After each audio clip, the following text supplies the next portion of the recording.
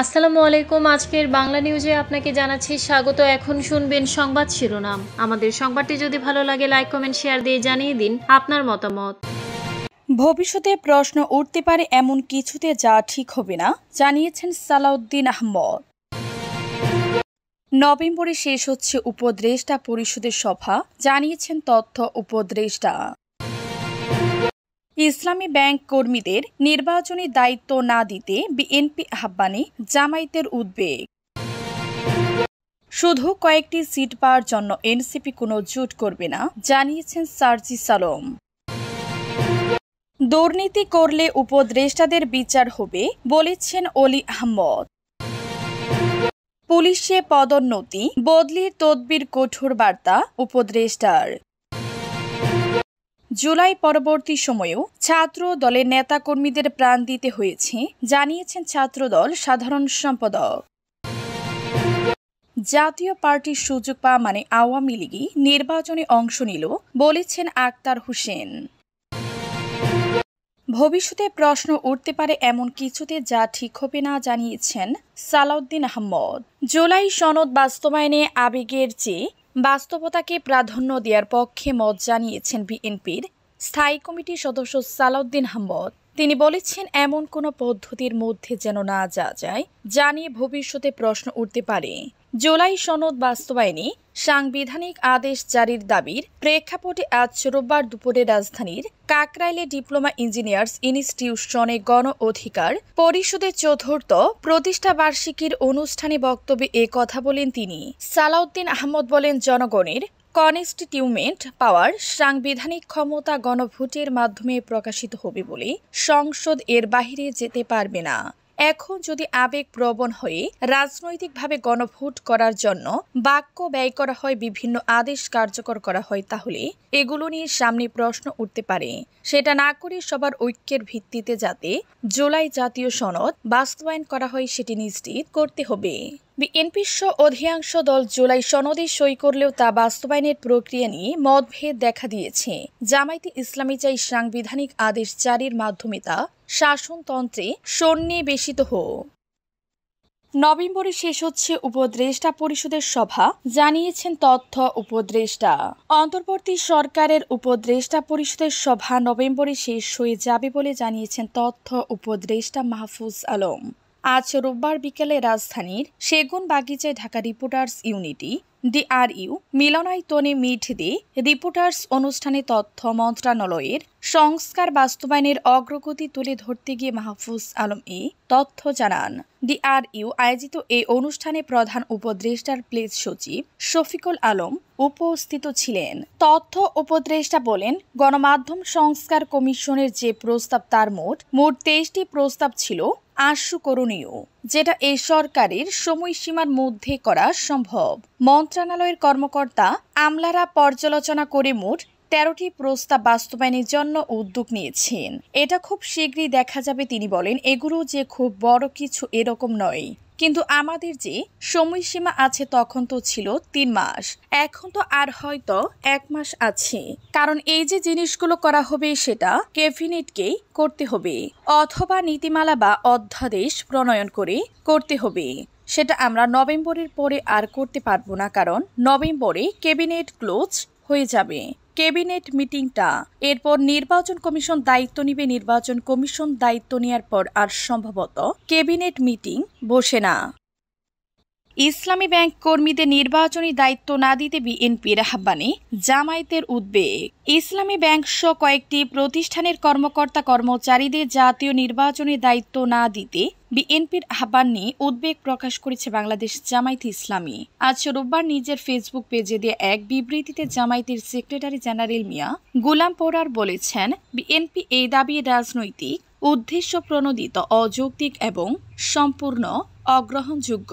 জামায়াতের এই নেতা বলেন, 23 অক্টোবর বিএনপি নির্বাচন কমিশনের প্রতি যেভাবে ইসলামী ব্যাংক, আল আরাফা ইসলামী ব্যাংক এবং ইসলামী ব্যাংক হাসপাতাল ও ইবনে সিনা হাসপাতালের কর্মকর্তা কর্মচারীদের নির্বাচনী দায়িত্ব না দেওয়ার আহ্বান জানিয়েছে তা উদ্বেগজনক। এর পিছনে কোনো যৌক্তিক কারণ নেই। মিয়া গোলাম পরোয়ার আরো বলেন, ওই প্রতিষ্ঠানগুলো দীর্ঘদিন ধরে অরাজনৈতিক ও সেবামূলক কার্যক্রম পরিচালনা করছে। এবং ধর্ম বর্ণ নির্বিশেষে দেশের সব শ্রেণীর মানুষ এসব প্রতিষ্ঠানের সেবা গ্রহণ করে সন্তুষ্ট। এসব প্রতিষ্ঠানের কর্মকর্তা কর্মচারীরা সততা ও নিষ্ঠার সঙ্গে দায়িত্ব পালন করে আসছেন। তাদের নিরপেক্ষতা নিয়ে প্রশ্ন তোলার সুযোগ নেই। শুধু কয়েকটি সিট পাওয়ার জন্য এনসিপি কোনো জোট করবে না জানিয়েছেন সার্জিস আলম।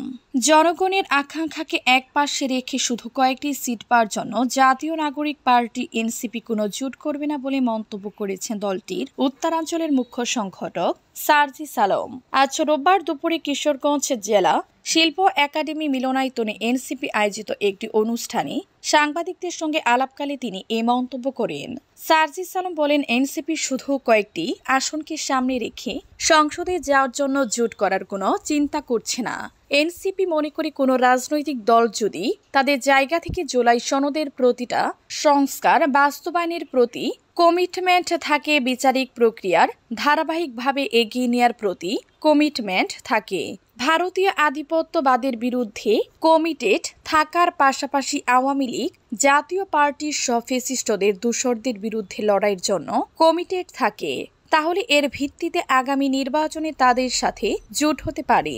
কিন্তু জনগণের আকাঙ্ক্ষাকে একপাশে রেখে শুধু সিট পাওয়ার জন্য কোনো রকম জোট এনসিপি করবে না। আর যদি এনসিপি এসব কমিটমেন্টের ভিত্তিতে জোট করেও তাহলে জাতীয় নাগরিক পার্টি নামে করবে এবং সরকার গঠন করবে। দুর্নীতি করলে উপদেষ্টারও বিচার হবে জানিয়েছেন অলি আহমদ। অন্তর্বর্তী সরকারের বেশ কয়েকজন উপদেষ্টার সমালোচনা করে লিবারেল ডেমোক্রেটিক পার্টির এলডিপি সভাপতি কর্নেল অফ অলি আহমদ বলেন, এখন অনেক উপদেষ্টা দুর্নীতির সঙ্গে জড়িত হয়েছেন।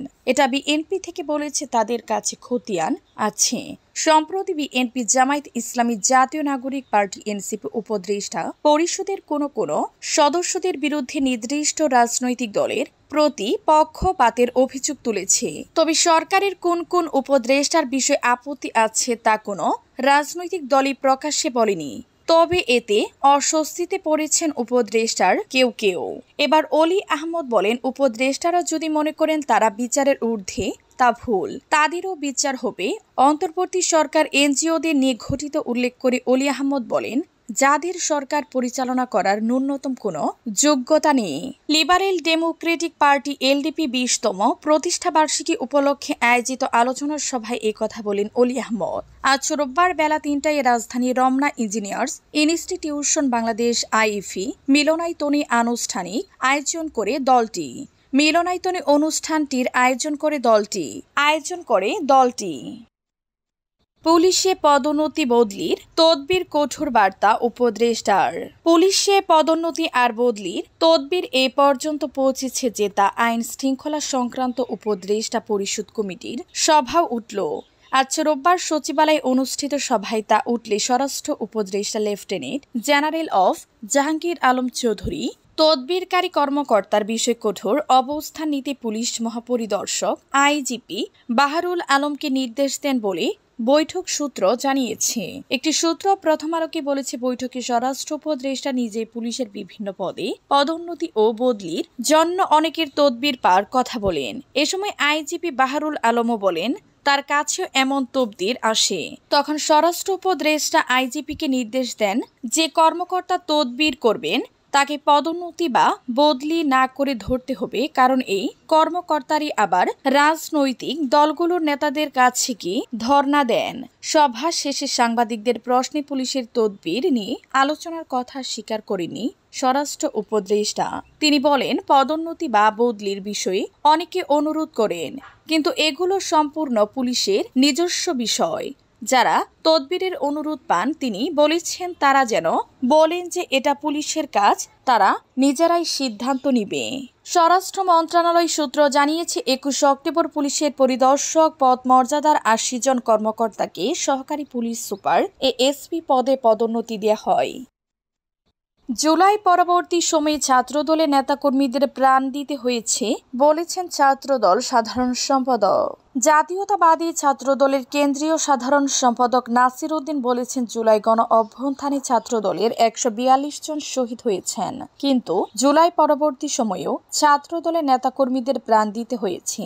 আজ রোববার বিকেলে জগন্নাথ বিশ্ববিদ্যালয়ের বিজ্ঞান অনুষদের মাঠে শাখা ছাত্রদলের আলোচনা সভা ও দোয়া মাহফিলে নাসির এ কথা বলেন। জগন্নাথ বিশ্ববিদ্যালয়ের শিক্ষার্থী ও ছাত্রদল নেতা হাসিবুল ইসলামের অকাল মৃত্যু এবং জুবায়েদ হোসেনের উপর নৃশংস হত্যাকাণ্ডের প্রতিবাদে এ আলোচনা সভা ও দোয়া মাহফিলের আয়োজন করা হয়।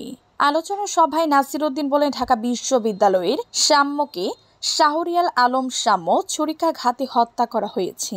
কয়েকদিন আগে জগন্নাথ বিশ্ববিদ্যালয়ের ছাত্র জুবায়েদকেও একই কায়দায় হত্যা করা হয়। পারভেজ জাহিদুল ইসলাম পারভেজ হত্যার পর প্রশাসন খুনিদের গ্রেফতার করতে গড়িমসি করেছিল। সাম্য হত্যার পর ঢাকা বিশ্ববিদ্যালয়ে অপরাজনীতি হয়েছে। যে পরিমাণ প্রতিবাদ ঢাকা বিশ্ববিদ্যালয় থেকে হওয়ার কথা ছিল সেটা দেখা যায়নি। জাতীয় পার্টি সুযোগ পাওয়া মানে আওয়ামী লীগ নির্বাচনে অংশ নিল, জানিয়েছেন আক্তার হোসেন। জাতীয় নাগরিক পার্টি এনসিপি সদস্য সচিব আক্তার হোসেন বলেছেন, আওয়ামী লীগ দলটির আওয়ামী লীগ হয়ে ওঠার পিছনে সবচেয়ে বেশি দায়ী জাতীয় পার্টি। এই জাতীয় পার্টি আসলে জাতীয় পার্টি নয়, জাতীয় পার্টি মানে আওয়ামী লীগ। আক্তার হোসেন আরো বলেন, আওয়ামী লীগকে নির্বাচনের বাহিরে রাখলেও জাতীয় পার্টির সুযোগ পাওয়ার অর্থ হলো আজ রোববার দুপুরে রাজধানীর কাকরাইলের ডিপ্লোমা ইঞ্জিনিয়ার্স ইনস্টিটিউশনে গণ অধিকার পরিষদের ৪র্থ প্রতিষ্ঠা বার্ষিকী অনুষ্ঠানে শুভেচ্ছা বক্তব্যে আক্তার হোসেন এ কথা বলেন। এনসিপি সদস্য সচিব আক্তার হোসেন বলেন, আওয়ামী লীগ আগামী নির্বাচনে অংশ নিচ্ছে না, সেটি সরকারের পক্ষ থেকে আশ্বস্ত করা হয়েছে। আওয়ামী লীগকে নির্বাচনে নিয়ে আসার জন্য যারা বক্তব্য দিচ্ছেন, দেশ বিরোধী বক্তব্য দিচ্ছেন, তাদের আইনের আওতায় নিয়ে আসতে হবে। আক্তার হোসেন আরো বলেন, রাষ্ট্রের মৌলিক সংস্কার বিষয়ে রাজনৈতিক দলগুলো একমত হয়েছে। জুলাই সনদের আইনি ভিত্তি দেওয়ার বিষয়ে এক হয়েছে দলগুলো, তারপরও এখান থেকে কিছু অর্জন করা যায়নি।